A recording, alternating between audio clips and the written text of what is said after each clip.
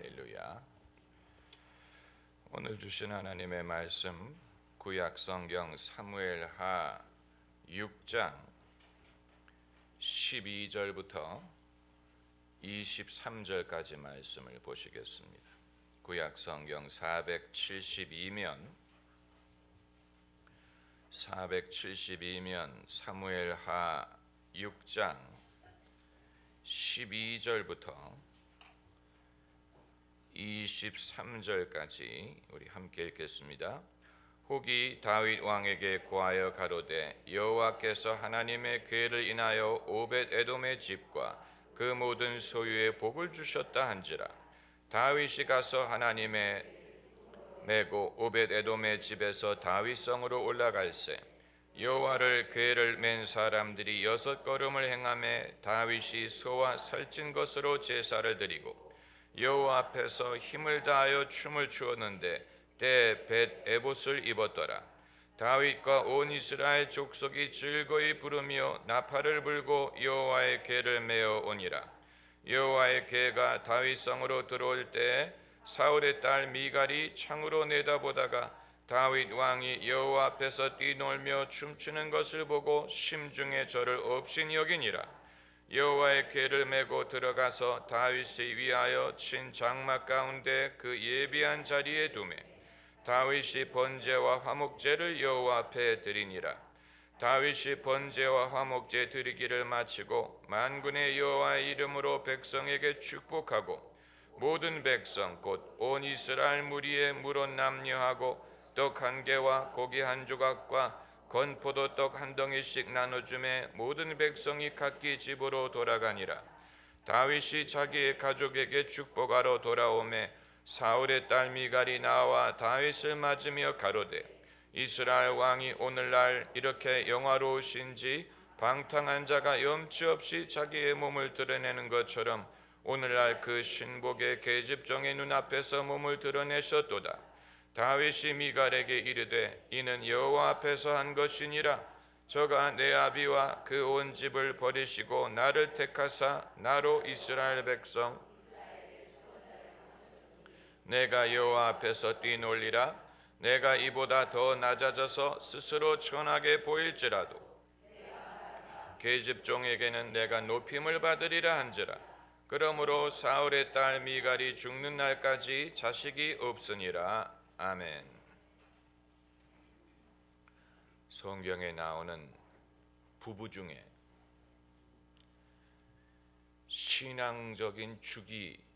신앙적으로 죽이 맞은 부부가 몇이나 있었는지를 곰곰이 생각해 보면 의외로 많지 않습니다. 여러분 그 사실을 아십니까? 먼저 신약 성경에서 영적으로 죽이 맞은 부부가 누구였는지를 생각해 보면 아굴라와 브리스길라.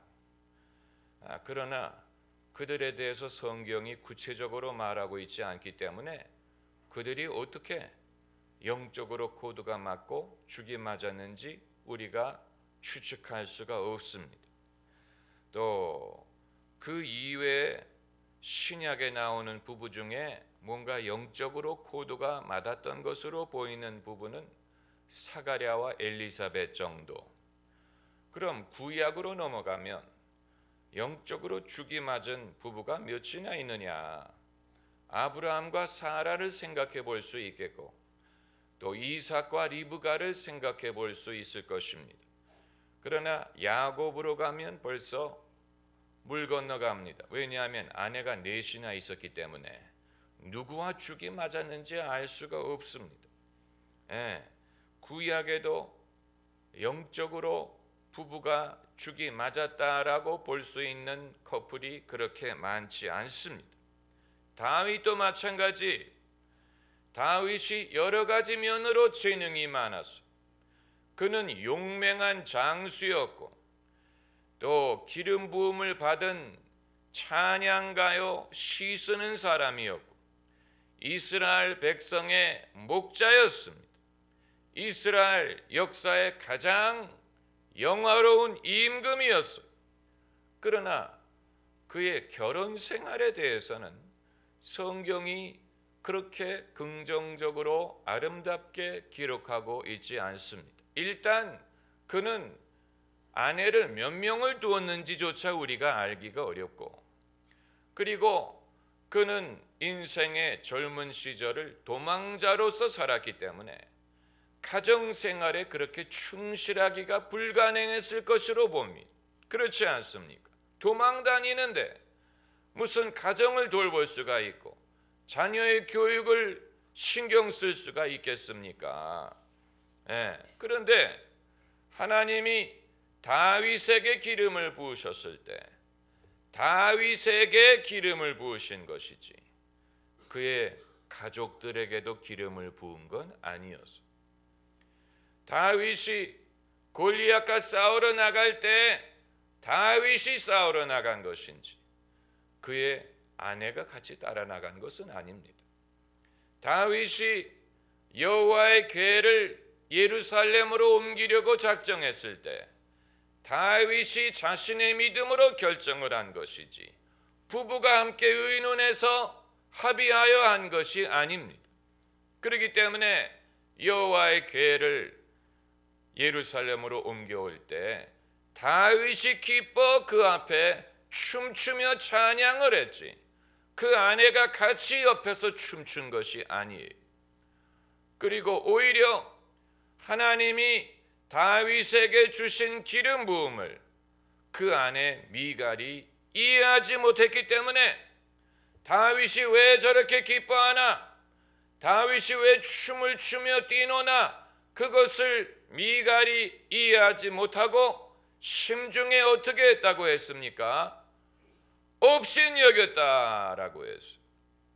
이것은 미갈이 다윗의 기름 부음을 이해하지 못했기 때문이 다윗 그 마음 속에는 하나님이 주신 성령의 감흥이 있기 때문에 하나님이 높임을 받으실 때 다윗은 춤추듯이 기뻐하는 것입니다. 이것은 다윗에게 주신 기름 부음 때문에 가능한 것입니다. 그러나 미갈이 그 기름 부음을 같이 받은 것이 아니에요. 그렇기 때문에 비록 미갈이 여호와 하나님을 믿는다고 할지라도 다윗이 왜 이렇게 기뻐하는지, 왜 염치가 없이 점잖지 않게 하는지에 대해서 이해를 하지 못하고 마음속으로 업신여긴 것입니다. 이 이스라엘 사회는 유교 문화가 아니죠, 당연히. 그럼에도 불구하고 상류층 문화는 어느 나라든 막론하고 다 한 통속이에요. 상류층 문화는 점잖은 것을 선호하고 또 상스럽지 않은 것을 원하고 사람들 앞에 기풍이 있고 체면이 있기를 원하는 건 마찬가지. 그것이 유교 사회든 기독교 사회든 유대인이든 마찬가지. 그렇기 때문에 미갈이 보기에, 미갈은 누구의 딸입니까? 사울의 딸이기 때문에 평민 출신인 다윗보다도 더 이러한 채통에 대해서 따지는 인물이었을 것이라고 봅니다. 미갈이 보기에 임금이 백성들 보는 앞에서 채통을 지키는 행위가 있고 그렇지 않은 것이 있는데, 오늘 본문에 나온 것처럼 다윗이 백성들 보는 앞에서 힘껏 춤을 추었다. 우리 주의 성령이 내게 임하여 춤을 추며 찬양합니다. 다윗이기 때문에 가능한 것입니다. 솔로몬만 하더라도 그렇게 하지 않았어요. 이스라엘 역사상 하나님 앞에서 춤을 추고 기뻐한 사람은 이스라엘 백성이 홍해를 건넌 다음에 미리암과 그 무리가 소고를 치며 탬보린을 치며 춤을 추며 하나님을 찬양했고, 또 입다가 전쟁에서 이기고 돌아왔을 때 그 딸이 소고를 치며 기뻐했다라고 했는데, 그 이후에는 이름을 거명하면서 하나님 앞에 춤추며 기뻐했다는 사람은 다윗뿐입니다. 다윗이 그렇게 할 수 있었던 이유는 그 안에 하나님의 기름 부음이 있었기 때문이에요. 그런데 미갈에게는 그 기름 부음이 없었어. 그러니까 부부라고 하더라도 같은 기름 부음을 받으리라는 보장이 없는 것입니다. 부부라고 하더라도, 부부가 같이 교회를 다녀, 같이 신앙생활을 해, 남편 아내 둘 다 예수님을 믿어요. 그렇다고 두 사람이 기름 부음을 공유하리라는 보장이 없습니다. 그렇기 때문에 여기에서 이제 우리가 무엇을 배워야 되느냐? 비록 부부지만 이 서로 공유하지 못하는 부분이 있고 그것을 존중해야 됩니다. 할렐루야. 그것을 존중해야 됩니다. 업신여기면 안 됩니다. 업신여기는 것은 그것은 그 사람에 대하여 잘못하는 것뿐만이 아니고 그 사람으로 그렇게 믿도록 하신 하나님을 업신여기는 것이 되어버립니다. 그렇지 않습니까? 우리가 이 길거리에서 이 물을 한 잔 드시고 오세요. 계속 기침하는 것보다는 이 길거리에서 큰 소리로 전도하는 사람을 보고 불편하게 여길 수 있어. 나는 왜 저렇게 하지 못하지? 라고 스스로 돌아볼 수 있어. 그러나 그 사람을 업신여길 권리는 없어. 저 사람은 잘못 믿는 거다. 저렇게 믿으면 안 된다. 저건 광신이다. 이런 식으로 업신여길 자격이 없어요.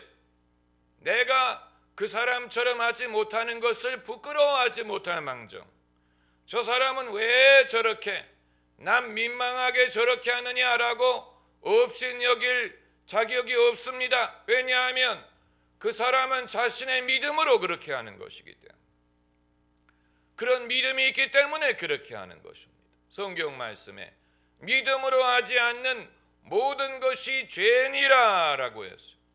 그러므로 나는 사람들이 오가는 길에서 복음을 전하고자 하는 믿음이 있는 사람이 그 믿음대로 하지 않으면 그에게는 죄가 되는 것입니다. 그런 믿음이 없다면 안 해도 되지만 성령이 감동을 주셨는데, 성령이 나로 외치게 하시는데, 지나가는 사람의 영혼이 불쌍해서 기회가 있을 때에 복음을 전하고자 하는 마음을 주셨는데, 만일 내가 그것을 외면하고 거부하게 되면 그건 믿음으로 행치 않는 것이 되고, 그것은 적어도 내 차원에서는 하나님에게 죄를 짓는 것이 됩니다. 그렇기 때문에 내가 갖지 못한 믿음을 남이 갖고, 내가 갖지 못한 기름 부음을 남이 가졌을 때 그것을 업신여길 권리가 없어요.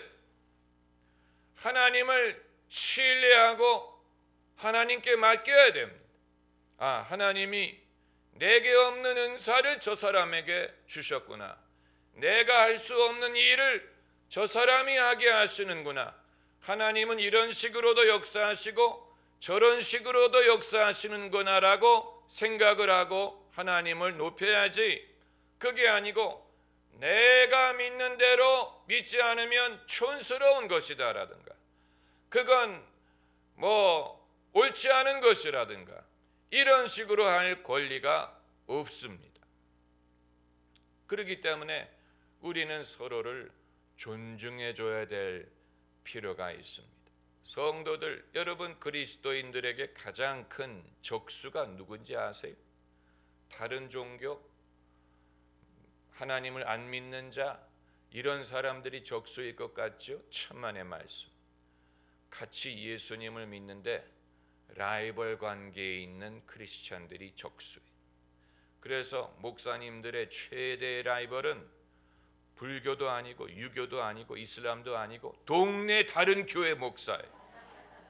그 사람이 적수예요. 서로 싫어하고 서로 경계하고 동네 다른 교회가 뭐 좋은 일이 있었다라고 하면 제일 싫어하는 것이, 마귀가 싫어하는 게 아니에요. 같은 동네에 있는 목사가 제일 싫어요. 예. 그건 마치 미국 공군의 가장 큰 적수가 누군지 아세요? 미국 해군이. 미국 해군의 가장 큰 적수는 미국 육군이에요. 육군의 가장 큰 적수는 미 해병대. 왜냐하면 서로 라이벌이기 때문에. 미국 CIA의 가장 큰 적수는 KGB가 아니에요. FBI. 같은 나라예요. 서로 라이벌. 그래서 누가 잘 됐다라는 말을 들으면 제일 싫어하고 배가 아파하고, 서로 경쟁하고, 서로 정보를 공유하지 않고 협조하지 않고, 이건 어디에든 있는 것입니다. 기업체에도 있어요. 애플의 가장 큰 적수는 삼성이 아니고 같은 애플의 서로 다른 팀장들일 거예요. 저 팀이 무엇을 개발하기 전에 우리가 해야 된다. 저들이 우리보다 앞서게 할 수 없다. 누가 승진하면 제일 배가 아파하고. 우리가 이런 것을 무시할 수 없습니다. 신앙인들 가운데에도 그런 일이 없다고 말할 수 없습니다. 그렇기 때문에 이 하나님이 그것을 모르시는 것이 아니에요.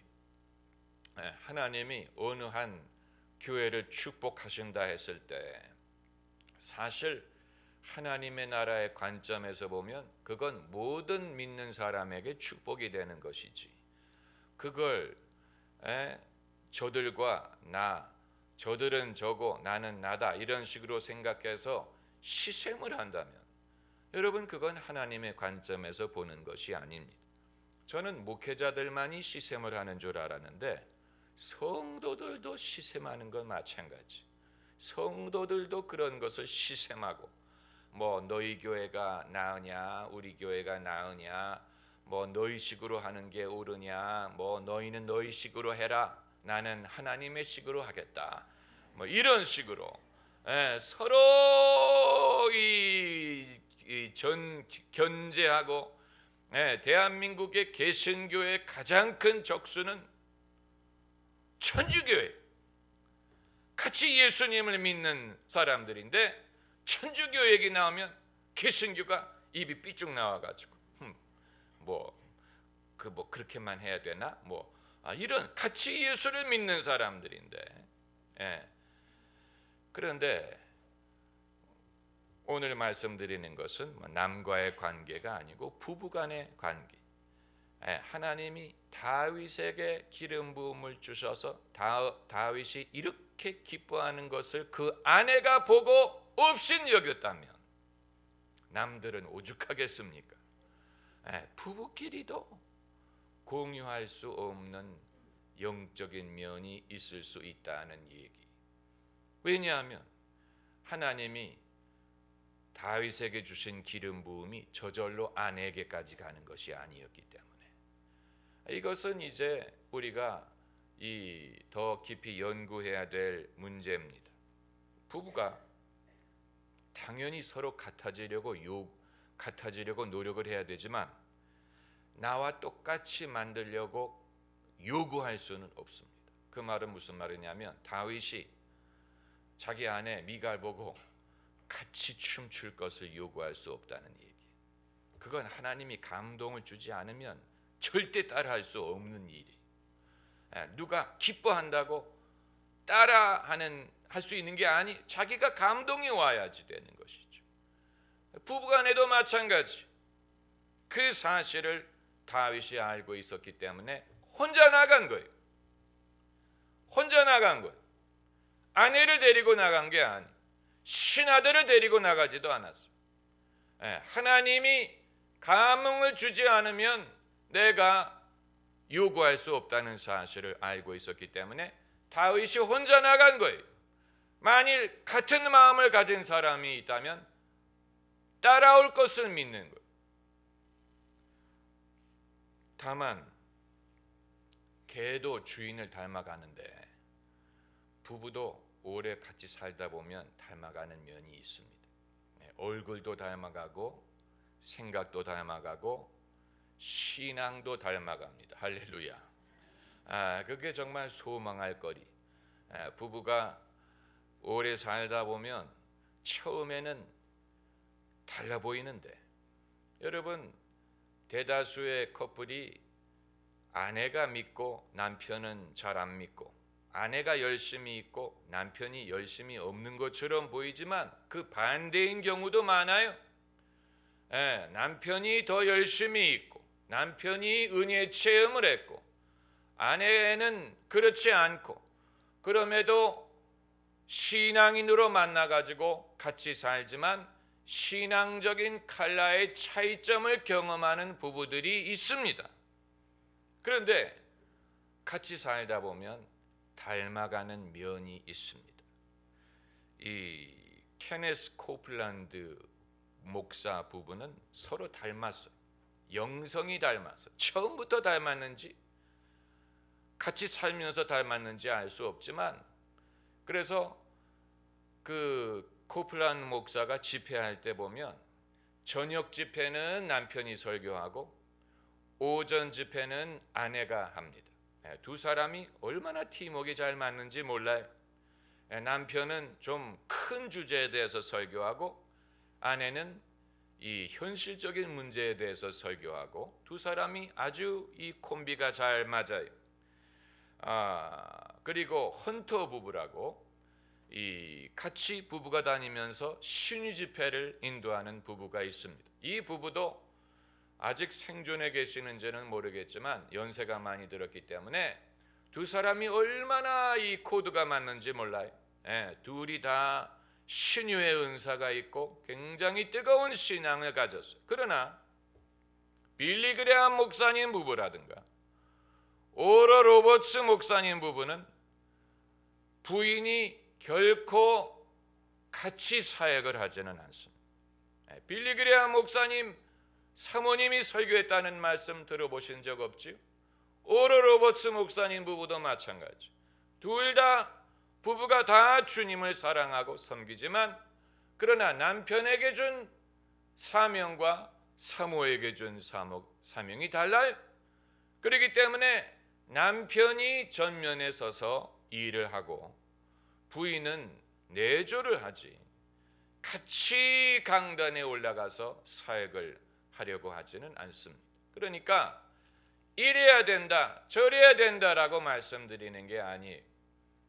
부부라도 같이 이 바울의 말에 의하면 이 기업을 함께 이어받을 그런 사람이지만, 함께 이어받을 그런 입장이에요. 그러나 하나님이 주신 은사라든가 기름 부음이라든가 이런 것이 다를 수 있다는 얘기예요.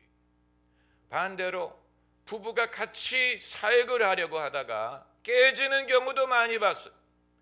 짐 베이커 부부, 그 부부는 이 PTL이라고 Praise the Lord라는 TV 프로를 매일 수십 년 동안 진행하면서 부부가 같이 진행을 했는데 결국은 이 둘이 같이 좋게 끝나지 못했지요.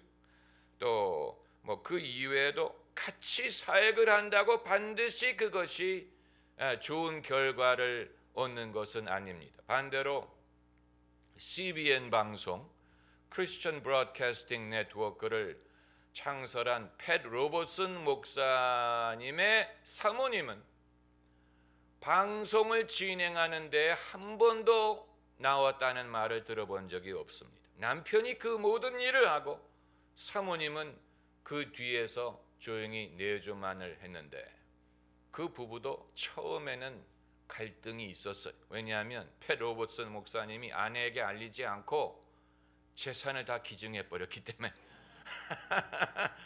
하나님이 그런 감동을 주셨다고 아내가 이 친정에 가 있는 동안에 재산을 다 기부해 버렸어요. 그래서 좀 갈등이 있었어요. 그거 옛날 일이에요. 젊었을 때 일이고 그것을 극복하고 하나님을 함께 잘 섬기면서 살고 있습니다. 그러니까 이래야 된다 저래야 된다를 말씀드리는 건 아니고, 성경에 등장하는 부부라도 남의 결혼 이야기 때문에 사실은 상당히 조심스럽습니다. 남의 결혼 얘기를 할 때는 조심스럽습니다. 뭘 잘못 밟을까 봐, 사람들에게 이 시험이 될까 봐.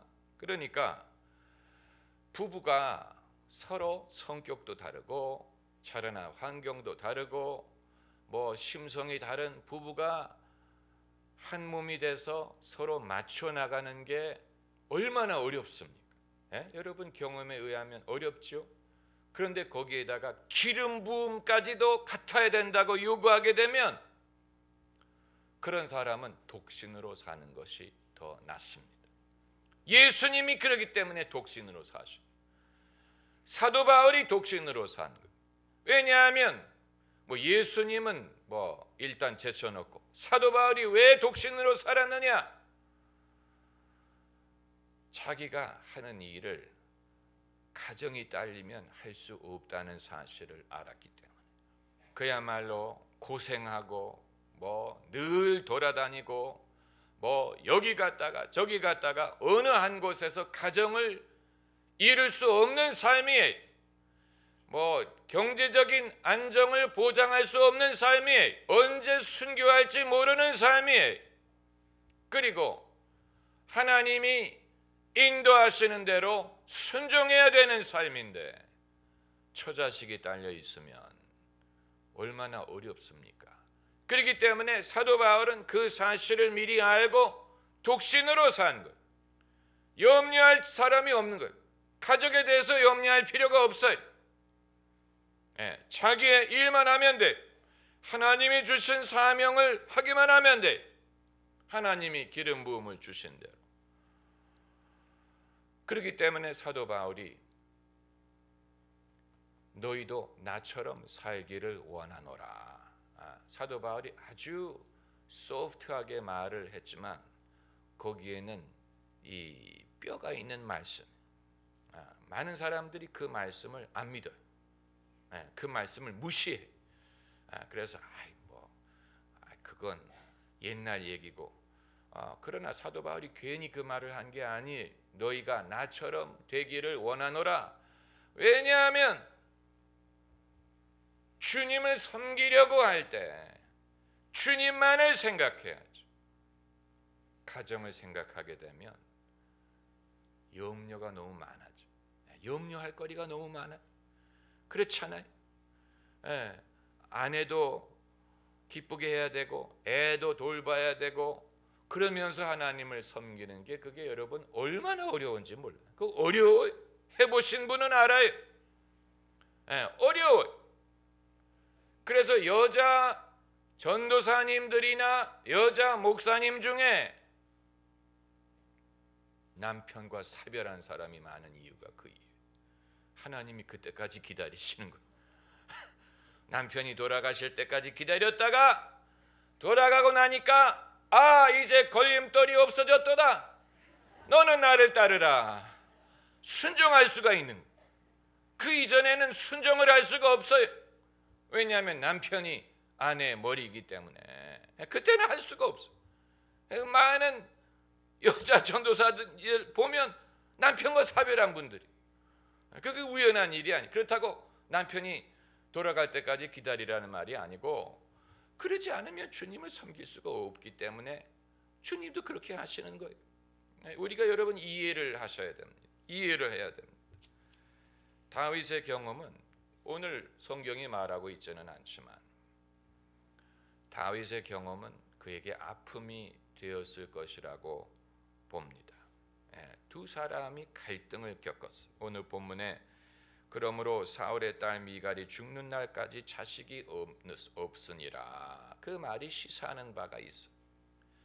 그들의 그 갈등이 쉽게 해소되지 않았다는 것을 보여주는데 그럼 어떻게 합니까?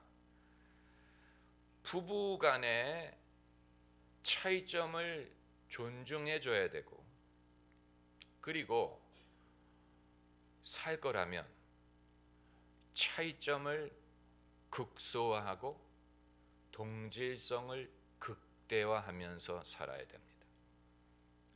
우리 남편은 나와 성격은 다르지만 발가락이 닮았다. 취향이 같다. 어떤 강직함이 닮았다. 서로 성격은 많이 다를지 모르지만 지지하는 대통령이 같다. 좋아하는 음악이 같다. 이런 식으로 차이점을 극소화하고 동질성을 극대화합니다. 내 남편과 나는 서로 이 세상 보는 눈이 같아서 참 좋아. 우리 둘은 취향이 같아서 참 편해. 이런 식으로 다른 점을 보려고 하지 말고 같은 점을 보고 그것을 가지고 사세요. 할렐루야. 그것을 누리면서 살면 됩니다. 다윗 부부도 얻지 못했던 것이 우리에게 없다고 낙심할 필요는 없습니다. 할렐루야. 기도하십시다.